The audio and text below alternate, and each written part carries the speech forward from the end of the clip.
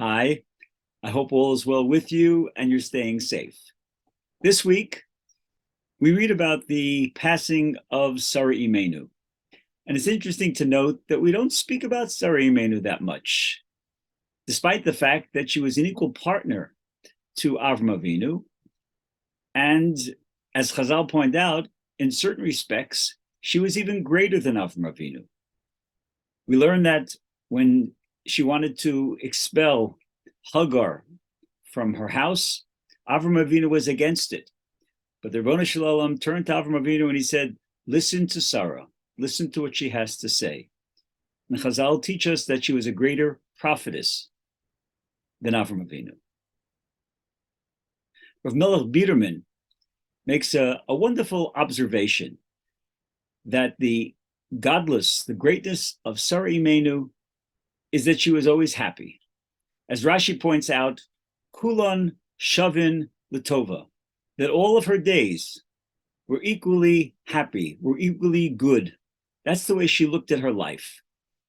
And if you examine her life, you would think that it wasn't such a very happy life.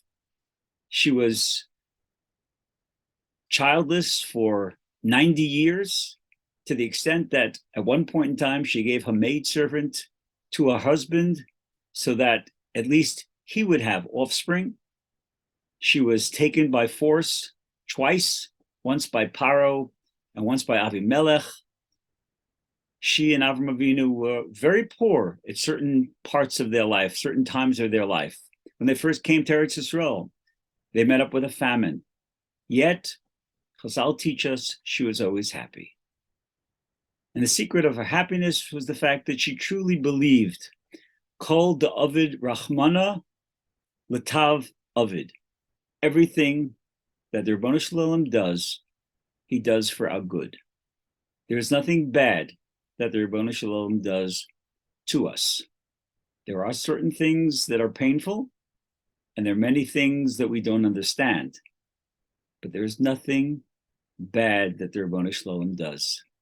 Everything that he does for our benefit, whether we understand it or whether we don't. And I think the most important lesson that we can learn from Sarah Imenu in this area is to be happy with our lives, even though there might be aspects of our lives that are difficult. If we remember that everything that happens to us is a test. And I think if we think about what that means, what do you mean by a test? It means that the Ribono Shel Olam is watching us. He sends us a test and he wants to see how we're going to react. So think about it. If we thought that someone was watching us and we would be going through something which is difficult, how would we react? I always like to say the classical example is a husband and a wife who are in somewhat of an argument and they're yelling back and forth, and all of a sudden the phone rings and the husband picks up the phone in a very calm voice. All of a sudden he was able to change. Why? Because somebody was looking in. And if we would understand that when the Ribono Shel Olam is giving us a test, he's there watching, rooting for us, hoping that we're going to pass that test. And as I said, there are tests that we have sometimes that are painful, and I'm certainly not belittling those at all. But if we remember that the Ribono Shel Olam loves us, he only wants what's best for us. And for whatever reason, we're going through what we're going through for a reason, and that of Mirza Hashem, someday we're going to see the purpose of all these tests.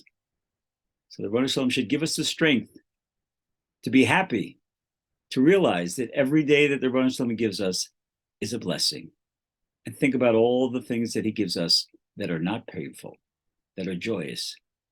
It's enough to keep us focused on being happy and being content. Ezehu Ashir Asomech B'Chalko. Have a wonderful day and a meaningful Shabbos.